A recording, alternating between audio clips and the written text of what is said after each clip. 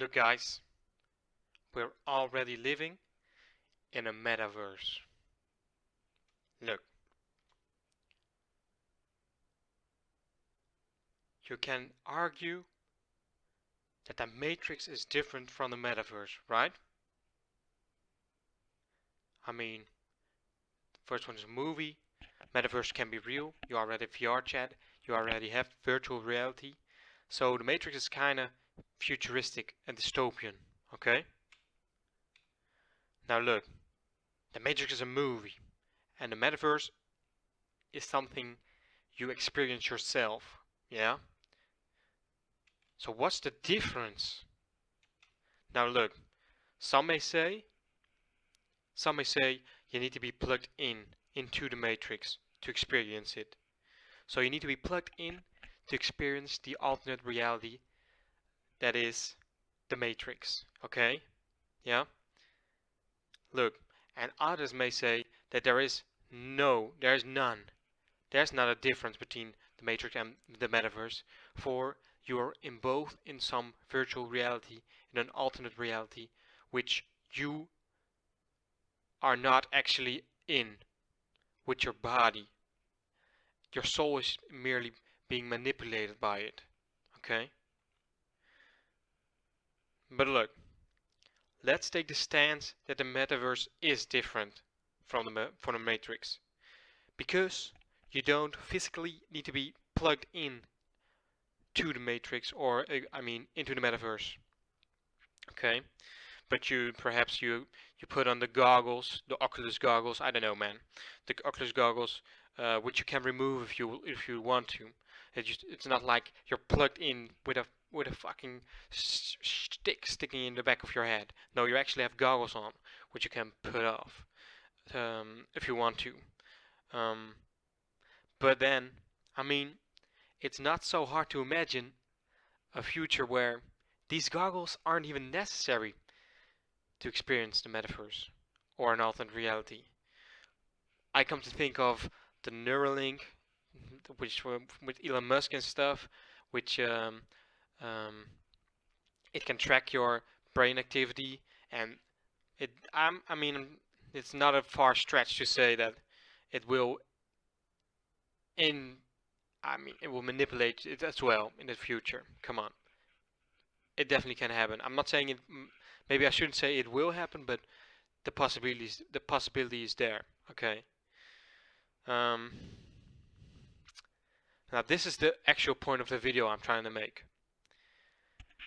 You're lying in bed, you're having your phone next to your face, maybe you have some AirPods in or a headphone, maybe you don't, you're just scrolling on Instagram or something, but still, you're already dependable on external technology.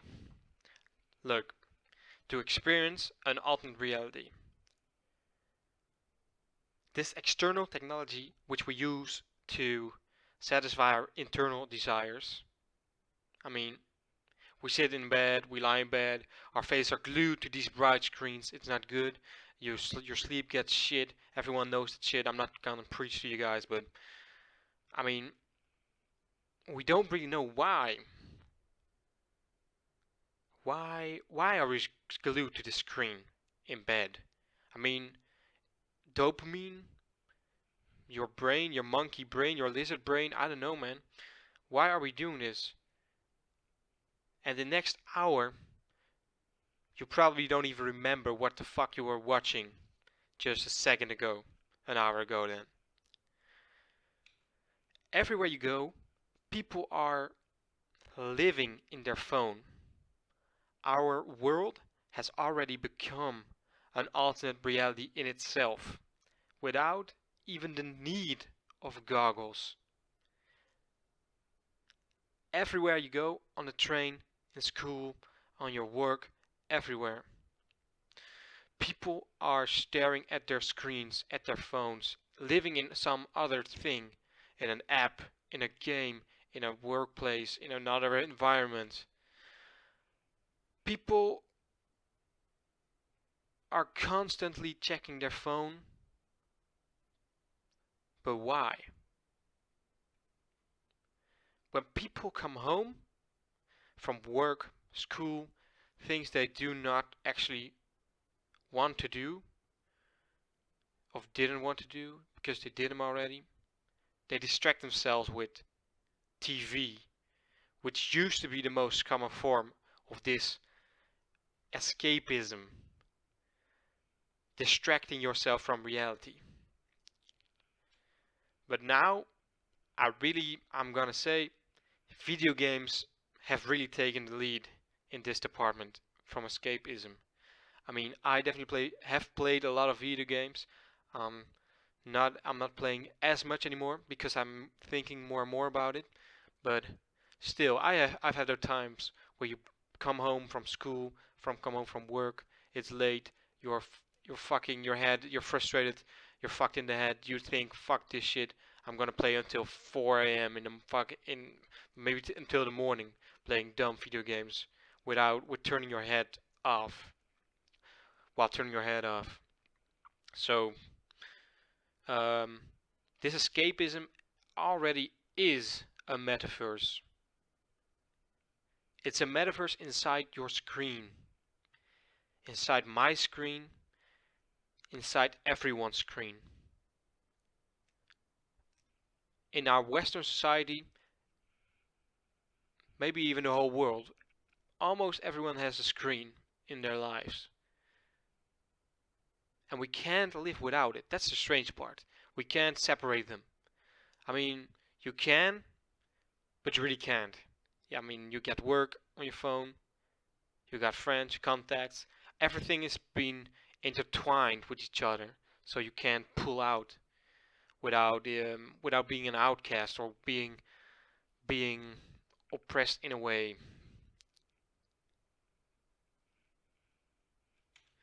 Now, I'm struggling to find the solution here because you think that you want to live a life that's real, that's authentic. I mean, you'd think that, but would you? Let's be honest. It's far less painful to live happily and pleasurably, unknowing of the truth, than to know of the truth, but hating every second of it.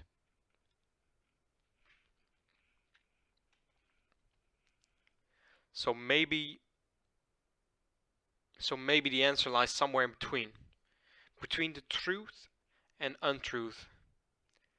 Maybe we as humans aren't allowed to even grasp the whole truth. I can't. You can't. I think if we were constantly reminded of the truth, we wouldn't be alive today.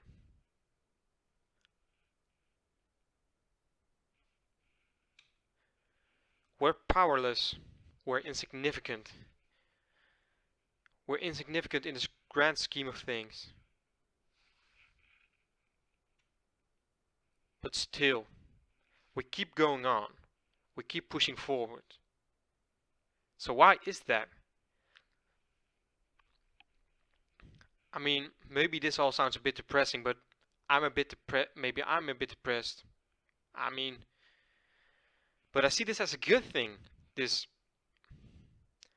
powerlessness, this existential question which you can't answer. I mean, the fact that we're alive makes me believe that there is something to be alive for. And not only me, but I mean, a ton of people before me, a ton of people are still living right now, which is proof that there actually is something to be grateful and alive for. I mean, it might not feel today as if it's the case, but I'm having a feeling, I believe that there is a point to it all.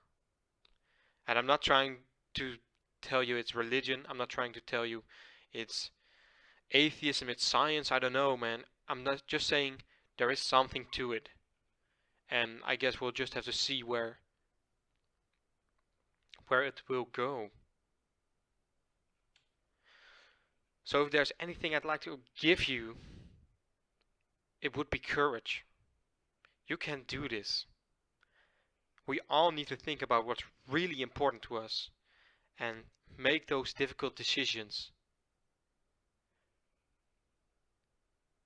We need to face the world as best as we can. And through that, I think maybe if you don't believe me, maybe we can make it worthwhile through that, through our efforts. So yeah, anyways guys, thanks for watching, and I'll see you in the next video. Alright, thanks guys.